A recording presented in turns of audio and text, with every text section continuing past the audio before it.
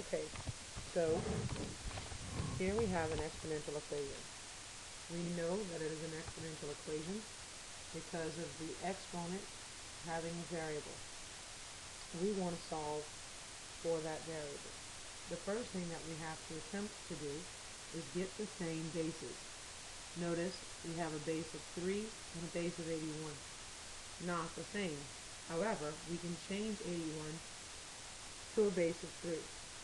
That would be 3 to the 4th power. And so now we have 3 to the x plus 1 equals 3 to the 4th power. Since we have the same bases, the exponents must be equal. So our next step is to write this as x plus 1 equals 4. Now we solve for x, subtract 1 from both sides, so x equals 3. Remember, you should always check your work, and we should be able to easily see that 3 raised to the 3 plus 1 should equal 81. We're asking ourselves if it is equal. In fact, this becomes 3 to the 4th power, which is 81, and that works out. Now we're going to move and look at a little more difficult equation. This equation involves the natural number e, and it will require us to use our properties of exponents. We have some of the same bases, but here's where our problem lies. We have a multiplication symbol on the right side. We have a power raised to a power. And we also have e in the denominator of a fraction. So we need to rewrite this right side of the equation in order to make it work. So the left side of the equation is going to stay just like it is, equal to, here, if we remember our properties of exponents, powers to powers means that we multiply. So this simply becomes e to the 2x times, and in order to get this to work well, we want to take this out of the denominator. So when we move it up, this becomes e to the negative 3. Now, the next property of exponents we're going to use is that when we multiply powers with the same base, we simply add their exponents.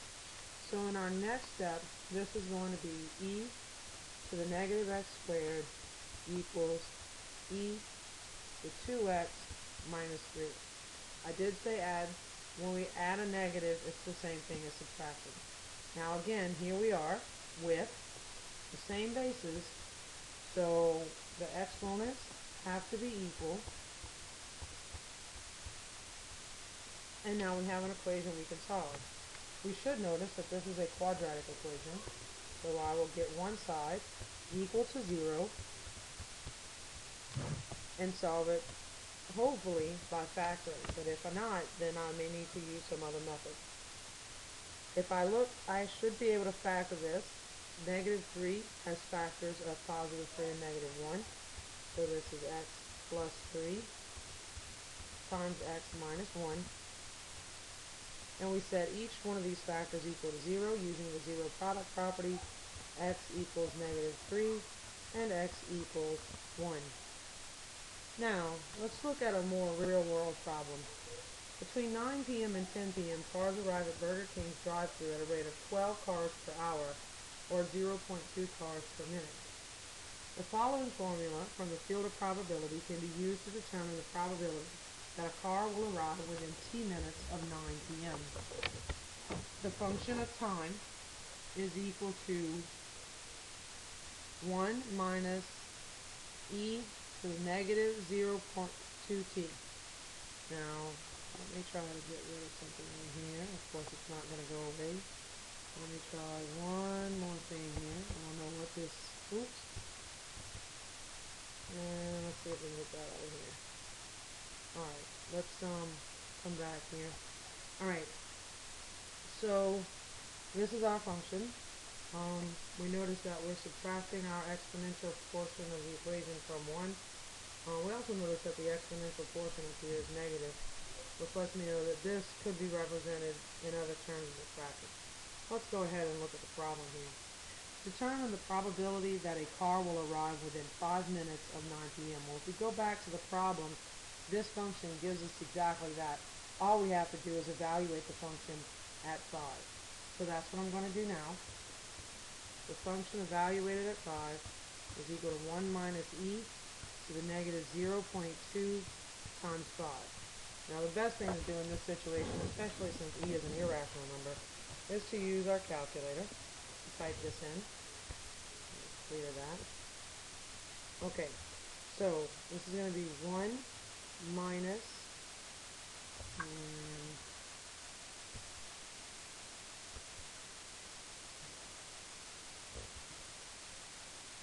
e, which is going to be second in the natural log button, and this is going to be negative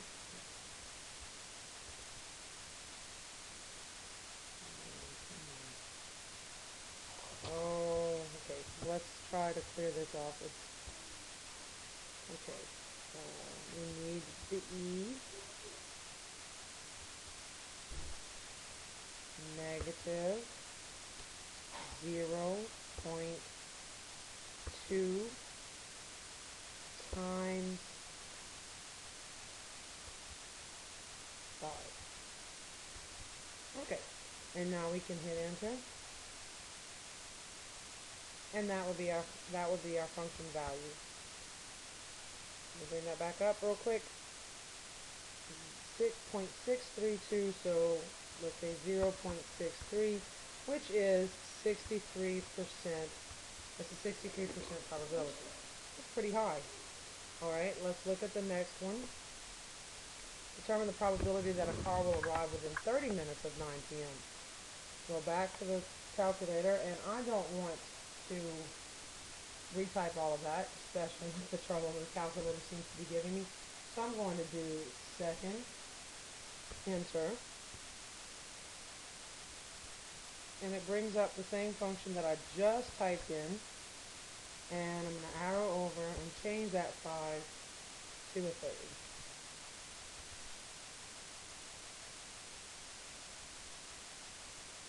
And close the parentheses, press enter, and notice that it is 0.997. And I'm not going to round it up. I'm going to write it out as 0.9975. So the answer here is 0.9975, which is 99.75% probability. That's quite close to 1. Now, the next question I have here is, what value does f approach as t goes to infinity? And when we say t goes to infinity, that's increasing without bounds. T is increasing without bounds. So as t gets larger and larger and larger, what is happening? What value is it approaching? So we could quickly try to go to a graph. 1 minus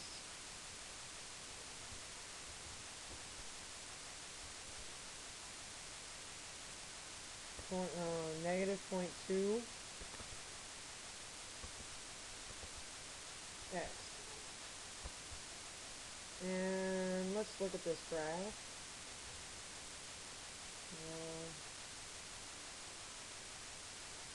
Because I'm going to set my window a little bit differently. I want my min to be negative 1. I want my max to be 5. I want to count by 1. My y min, I want to be negative 5, let's say. My y max,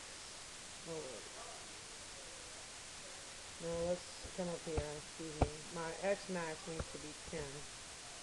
My y min, negative 5, but my y max needs to be 5. Okay, and we will graph that.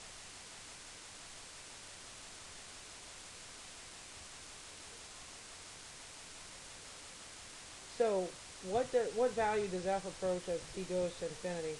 Go ahead and look at this graph. Oh, this is kind of hard to see, isn't it? Let's go ahead and check that window again, and I'll make that y min a negative 1. So negative 1 Oh, wait, that went down too far. Clear. Resolution, we're going to bring that to 1.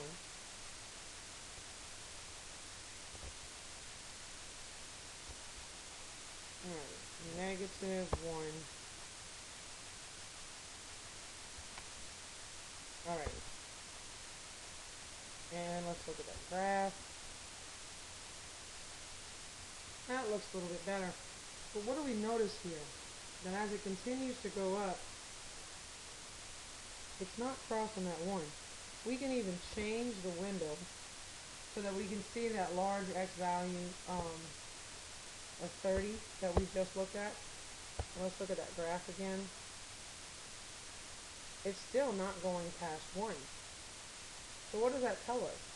Well, as t goes to infinity, as t approaches infinity, the function f of t is approaching 1. Now let's think about that for a minute. The equation, the function, was representing the probability that cars would arrive between 9 and 10, or within a certain amount of time of 9 o'clock. The probability, remember, can only be between 0 and 1 in a real world setting. So this makes sense that we can only approach 1 up to this point. Now, here's a new question. Within how many minutes of 9 p.m. will the probability of a car arriving equal 50%? Wow. Now remember, 50% is the same thing as 0.5. And in our two other answers, we got decimal values that we converted to percent. So this is really what we're looking for. And that 0.5 is a function value. F of t equals 0.5. We want to know what's the t that makes that happen. So let's go back to our calculator. And one way that we can do this is we can go to y equals, and in y equals 2, or y2, we're going to put the constant 0.5. And what that's going to allow us to do is get an intersection point. But I also noticed that, since my value is approaching 1, I'm going to go ahead and change my window before I graph and get my y max to be a 1, so that I can more clearly see what the intersection is going to be. So I'm going to make that a 1. Now I want to look at that graph. Look at that. And you'll notice that this is where the intersection is going to occur. So we want to go to second trace. Second trace to calculate. We're going to calculate the intersection number 5. And one of the great things about using the intersect feature is you really don't need to use the arrow. I'm going to use the arrow just a little bit to kind of get it a little bit closer to that point. And it really doesn't have to be on it. Notice the question is first curve. When you press enter, it's on the logarithmic equation. It's on the line for the second curve, and then you're guessing. And here we go. So this tells me that approximately 3.5 minutes within 3.5 minutes of 9 o'clock, so about 9:03 p.m., 9:04 p.m., somewhere between there, a car will arrive. The probability is 50%. That's exceptional. But think about the problem. 12 cars were arriving each hour. So, alright. So we've solved some exponential equations, and in all honesty, if we think about what this equation is asking us, if we set this up in the form of a function to solve, it would be 0.5 equals 1 minus e to the negative 0.2t, and we'd be looking for t. How do we solve something like that? Well, that's our next step. So let's move on and look at solving logarithmic. Now, some of you might say, well, how are logarithmic and exponential related? Well, remember, we first talked about the fact that they are inverse functions, meaning that logarithms undo exponential equations undo logarithms. So we're going to use that concept here. Remember that the general form of a logarithm, if we use general letters. Log base b of x equals a. That means b to the a equals x in some form or another. So here, what we're going to do is actually we're going to rewrite this as an exponential form. 3 to the second power equals 4x minus 7. That is a simple equation to solve now. This 3 squared is 9 equals 4x minus 7. Add 7 to both sides. And then divide by 4. X equals, whoops, a little too fast for myself. X equals 4. And then you should check it. 4 minus 16 is 9. Log base 3 of 9 equals 2 is correct because 3 to the second power does in fact equal 9. Alright, this other side, notice that x is our base. Now we have to remember that our base cannot be negative. Alright, there are restrictions on the base. So we're going to start off the same way. We're going to rewrite it as an exponential equation, or in exponential form I should say. X to the second power equals 64. And how do I know that's not an exponential equation? Well, the exponent does not contain the variable. Notice the variable is the base of the exponent. So this is not an exponential equation, but this equation is an exponential form. It's in fact a quadratic equation. And a quadratic equation in this form, remember, mess squared is equal to mess. Well, we simply take the square root of both sides. And so we get x is equal to plus or minus 8. However, now in algebra, remember, it's plus or minus that number. Because 8 squared is 64, and so is negative 8 squared. However, the logarithm's base cannot be negative. So x simply equals 8. The negative is eliminated as an extraneous solution. Now, what about e to the 2x equals 5? In our first discussion about exponential equations, and this is in fact an exponential equation because of the x in the exponent, we said that we need to attempt to get the bases the same. Is there any way that we can get 5 to be a base of e, or e to be a base of 5? No. So we need another method to solve this. One method is to change this to a logarithmic expression. Logarithmic equation, 2x equals the log base e of 5. Now some of you are going to say, wait, he never written log base e, and you're right. Log base e is normally written as the natural log. So this is the equation we have. Now to solve this for x, we simply divide the natural log of 5 by 2. This would be your exact answer. If you're looking for an approximate answer, you can then type that into your calculator to get that approximate answer. Okay, so now, what about this function, 2 to the x equals 5? We can do it the same way. We can write this as x equals the log base 2 of 5, which that's an exact answer. That's as simple as it can get. Or we can take the natural log or the log of both sides. 2 to the x equals 5. We can say, okay, this is the natural log of 2 to the x equals the natural log of 5, wherein we apply the properties of logarithms. The log of some base raised to an exponent is that exponent times the log of the base. And again, this is a division. X is equal to the natural log of 5 divided by the natural log of 2. Now some of you would tend to tell me that this is not equal. These two forms are not equal.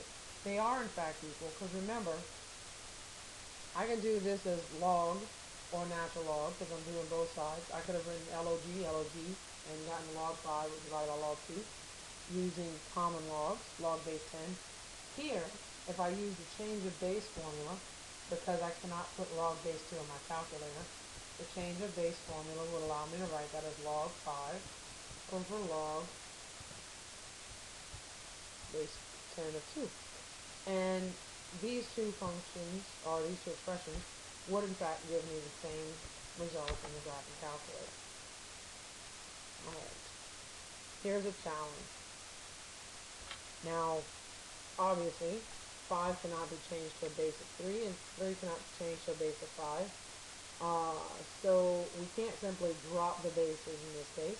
We're going to need to do a little bit more. Based on our last slide, one of the things that we can do is raise both sides to a log or natural log, and I tend to use natural log because it's left to right. So the natural log of 5, the x minus 2, is equal to the natural log 3 to the 3x plus 2. Now, we have to apply the properties of logarithms, which tells us that we can take these exponents and bring them to the front and multiply them by the logarithmic expression. So this will be x minus 2 times the natural log of 5 is equal to 3x plus 2 times the natural log of 3. Now, some of you might think that it would be easier to divide by the natural log here, but we would still end up needing to multiply out because we have x's on both sides, and we can't bring them over since they're involved in multiplication. So we need to distribute those natural logs before we can move things to separate sides. So this is going to be x times the natural log of 5 minus 2 times the natural log of 5 equals 3x times the natural log of 3 plus 2 times the natural log of 3. Now we can get like terms together. Here I'm going to have 3x times the natural log of 3 minus x times the natural log of 5. And over here I'm going to have negative 2 times the natural log of 5 minus 2 times the natural log of 3. Notice that this left side is all constant. This is a constant number. Don't know the exact number, don't know the approximate number, I haven't typed it in my calculator, but it is a number. Over here we still have a variable. So notice I have two x's, and I'm trying to get x completely by itself. So I'm going to factor that x out. So I have negative 2 times the natural log of 5 minus 2 times the natural log of 3. And you could factor out negative 2 here if you'd like. Really not necessary, but you could. Equals x times 3 times the natural log of 3 minus the natural log of 5. And last but not least, we want to get x by itself, which means we're going to divide by this function, this expression.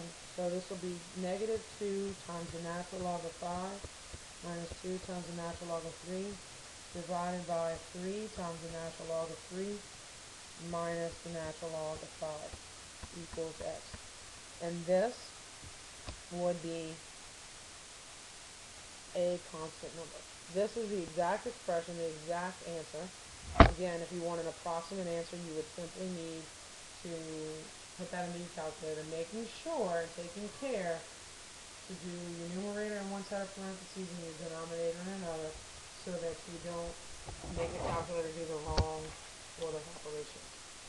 Alright, and that concludes our lesson on solving exponential and logarithmic equations. And be sure to use this information wisely, and if you have any questions, please let me know. Remember, you can always find me at mathmandy@yahoo.com.